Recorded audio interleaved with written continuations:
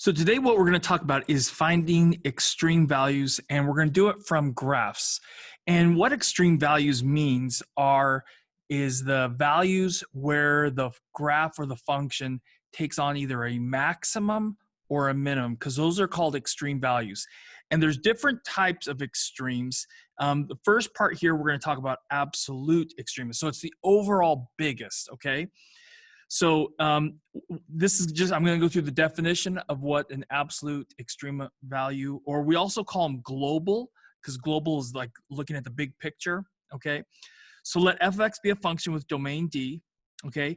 Then f of c is the absolute maximum or global maximum value on D, if and only if f of c is greater than or equal to f of x for all x in D. So what this is saying is that this one value is the biggest of any other value that you put into it, okay? So if you look at this and then absolute minimum is just kind of the reverse, okay? An absolute or global minimum value on D, if and only if f of c, that value, that c value that we put into f, okay, it's smaller than every other one that we could possibly put in, okay? All right, so looking at this first one, the domain for this function, and I picked some really simple ones for us, some simple functions just to understand the process of this. Okay, so for this one right here, the domain would be negative infinity to positive infinity. All right, now this is telling me it keeps going up forever. So as soon as I pick one, just to the right of this is going to be one that's higher. So there isn't going to be, for this graph, an absolute maximum. And same thing on here. It just keeps going up and up and up. So there's no overall biggest y value, okay? So there's no absolute maximum.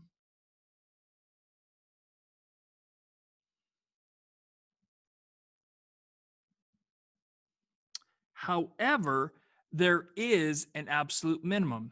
And the absolute minimum, the absolutely smallest value, is right here. Okay, it's right at the bottom of this parabola, okay? So we would say there's an absolute minimum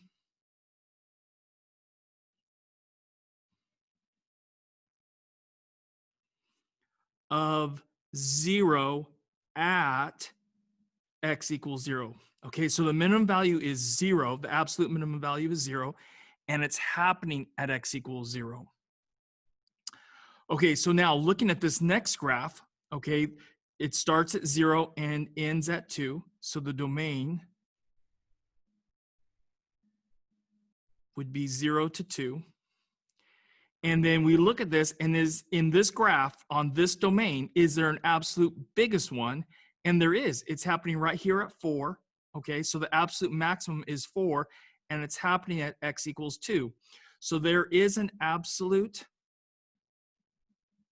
maximum for this graph of 4, and it's happening at x equals 2. There's also an absolute minimum, and it's right here, and the absolute minimum would be 0 at x equals 0.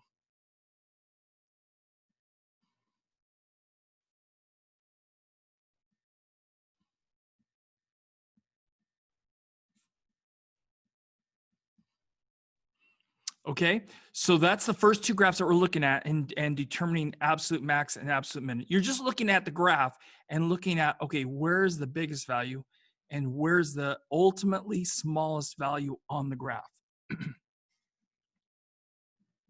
So for these next two graphs, this graph right here has a domain that doesn't include 0, but does include this right endpoint at 2. So the domain would be parentheses 0, comma 2 with a bracket. That'd be the domain of this function, okay? It has an absolute maximum. The absolute maximum is 4 at x equals 2, because that's the biggest one. So absolute maximum of 4 at x equals 2. And you see this open dot, and what the open dot means is we're not including it, okay? So what this is telling me is, all right, if you just go a little bit to the right, okay, like let's say I'm going to exaggerate this a little bit. Let's pick this point right here. Okay, could that one be the absolute minimum? And it can't be. Why? Because if I just go a little bit to the left, I have one that's lower. What if I keep doing this and keep going to the left? Well, I keep going to the left, there's one that's going to be lower, and it's going to be to the left of that point that I pick. So there's never going to be an absolute minimum on this one because of the open dot right here. It's telling me that I'm not going to include x equals 0 because that's where it ultimately would be, but I'm not including that. So if I pick a point, let's say 0.01, okay, at that x value 0.01, there's going to be one that's smaller, and all I have to do is pick an x value that's even closer to this x value of 0, okay? So there's no absolute minimum for this one. And it has to do with not including x equals 0. So no absolute minimum. So my point of this is sometimes we have an absolute maximum, sometimes we don't have an absolute maximum, and then same thing, sometimes we have an absolute minimum and sometimes we don't, okay? So if you look at this one right here, okay, the domain would be 0 to 2, but not including 0 and also not including 2. So we would write it like this, domain parenthesis 0 comma 2 parenthesis. And you look at this and, okay, so once again, I'm going to pick one that's just a little bit to the left of this. And let's say right there, oh, that's the absolute maximum. Well, no, because I can go a little bit to the right and get another one. I can keep doing this. And as soon as I pick a point, there's one to the right of it that's closer to this open dot that's going to be higher than it because this function's going up. It's increasing right here. Okay, so this would not have an absolute maximum because as soon as I get one, there's another one that's closer, okay? So there's no absolute maximum. However, if you look at this, also, I should say, there's also not an absolute minimum either. So there's no absolute minimum on this one.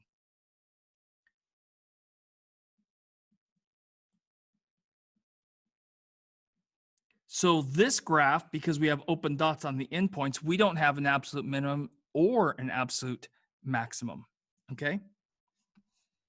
And here's our first theorem for all of this, and it's called the extreme value theorem. And it states this: if f of x is continuous on a closed interval, okay, so that's the condition that has to be met. You have to have a closed interval, a to b, so a left endpoint and a right endpoint, and including them, and it has to be continuous. If you meet those two, then you can always make this conclusion. And that's what what this conclusion says is then f of x has both a maximum value and a minimum value on the interval. Now, I should say this. When I say just plain old maximum without anything else, that means absolute maximum, okay? And this is called the extreme value theorem, and we abbreviate it with EVT. EVT stands for the extreme value theorem, okay? So you look at this graph, okay? Its domain starts at pi over 6 to 11 pi over 6, and it's continuous, okay? So we could say f of x, let's call this f of x. F of x is continuous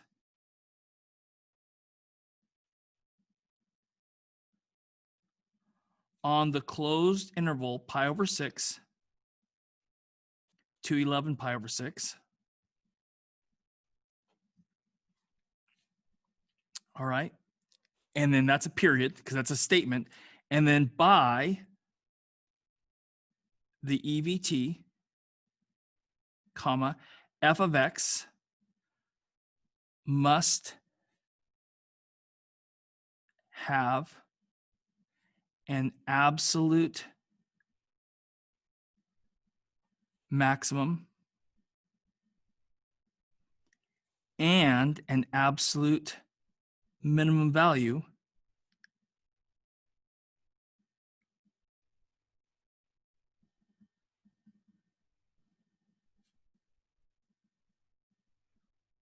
on the interval pi over 6 to 11 pi over 6. So there has to be an absolute max and an absolute minimum in between here somewhere. And where this happens to be, okay, is right here. Right here, if you look at the graph, this right here is the biggest value right about there. Okay, and the smallest value is right about here.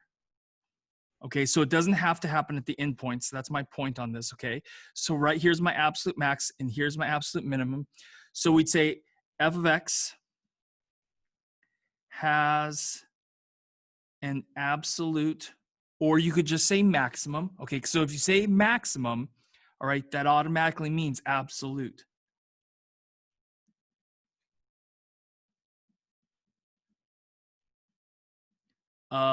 And the absolute maximum is 1 of 1 at x equals, and this would be pi over 2, and an absolute minimum of -1, because this value right here is -1 at 3 pi over 2.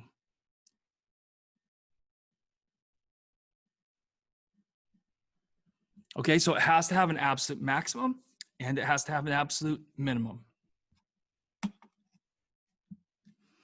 So let's call this one the graph of y equals g of x.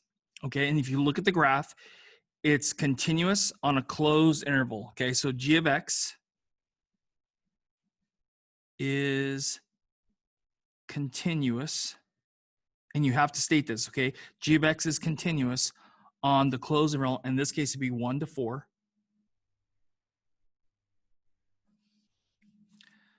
Period. By the EVT, their g of x, let's say g of x, must have an absolute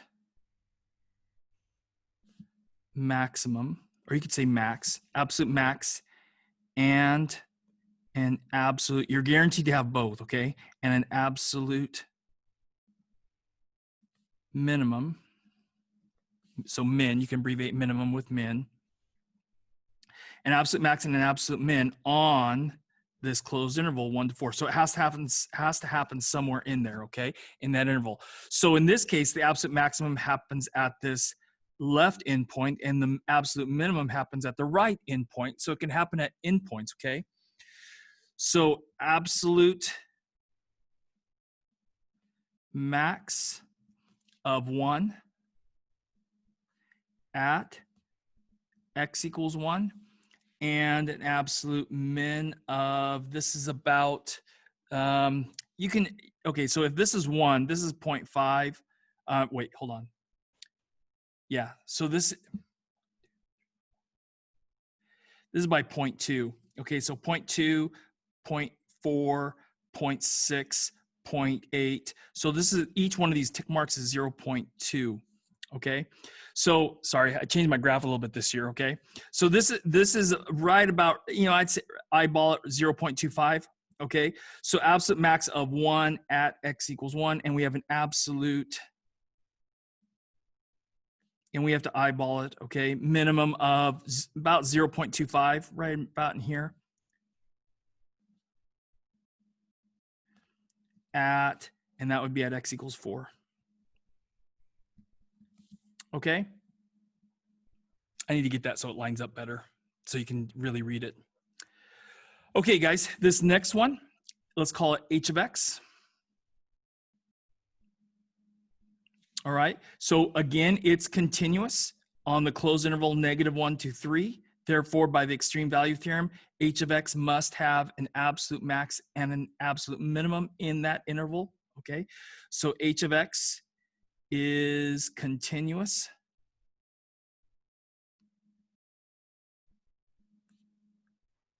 on -1 to 3 by the EVT. I'm going to say this one a little bit differently, okay? There must be an absolute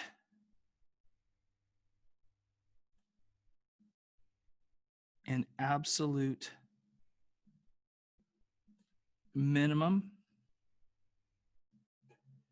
and an absolute maximum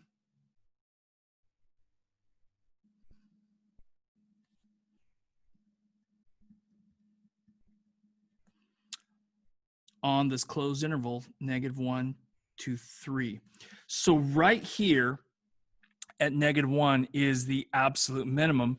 Now the absolute maximum doesn't happen at this other endpoint, okay? It actually is happening at x equals 2. It's right here, but that's still somewhere in this domain. It just says it has to happen somewhere in between -1 and 3. You have to have it, okay?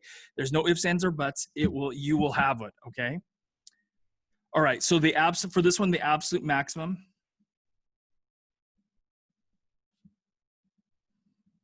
and we read that it's 4 at x equals 2. And there's an absolute minimum of -5 at x equals -1.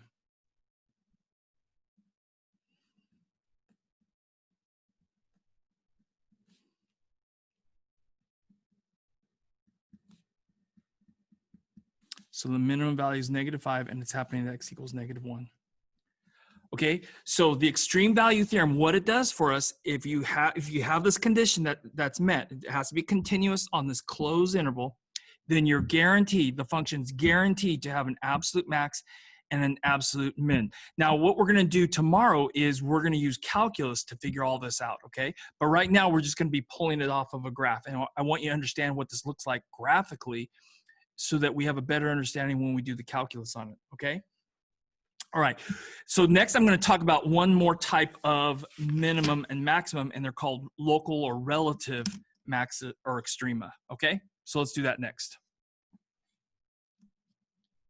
So we talked about absolute maximums and minimums, and that's overall, looking at the entire graph, which one's the overall biggest and overall smallest, okay?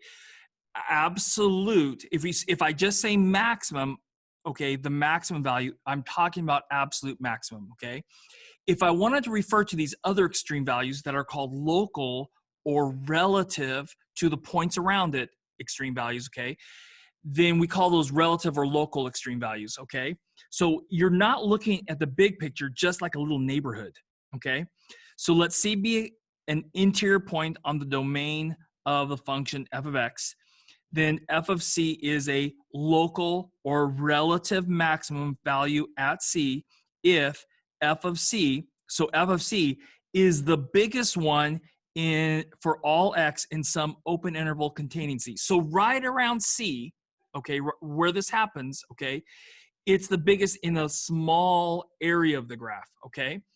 So in this case, right in here, okay, we have a relative maximum. Right here at pi over 2, we have a relative maximum right here looking at this graph, okay? It's not the biggest overall, but in this little neighborhood it is, okay? So that's the difference between absolute and global and relative and local maximums, okay?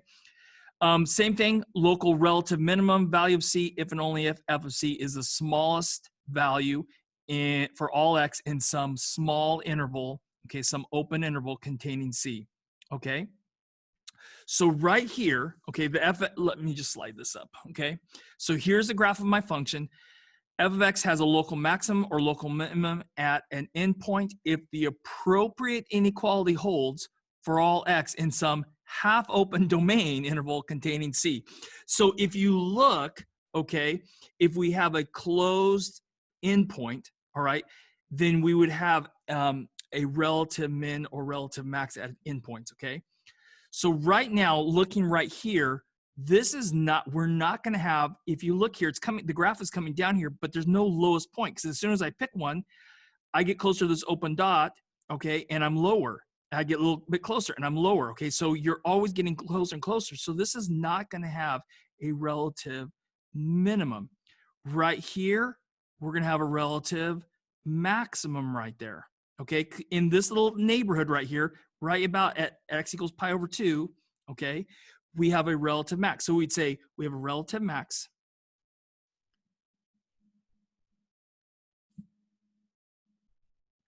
of 3 at x equals pi over 2. Then right here, okay, we have a relative minimum right here. Now, I'm going to tell you this.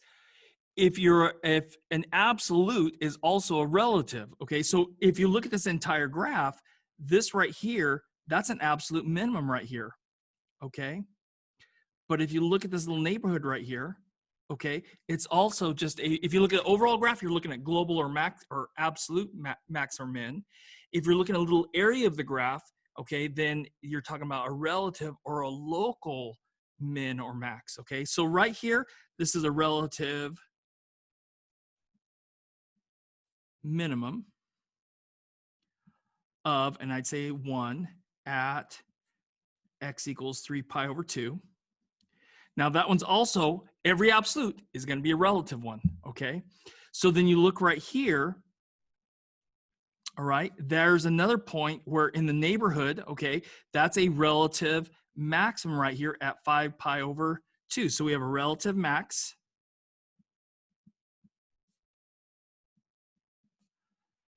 of, and this looks like it's 7 at x equals 5 pi over 2. And then right here at 3 pi, okay, it's coming down. So right in this neighborhood right here, okay, that is the lowest point in this little neighborhood right here. That's going to be the lowest point. So that's a relative minimum at x equals 3 pi. Okay, so we have a relative minimum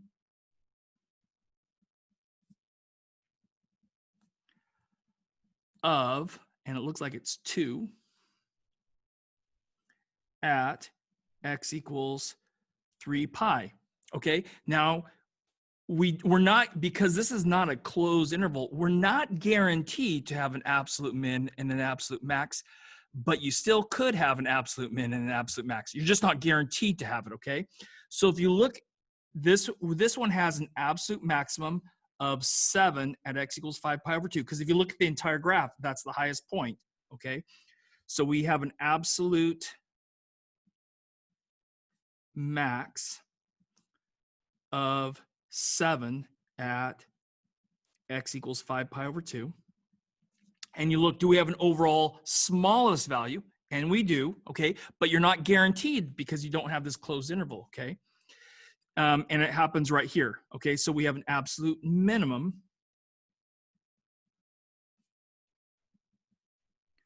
of 1 at x equals 3 pi over 2.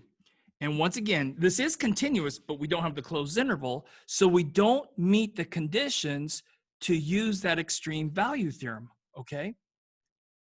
All right, and I wrote 3 pi over 3, this should be 3 pi over 2, huh? Let me fix that. I looked down and I saw I wrote a 3. Okay, at 3 pi over 2.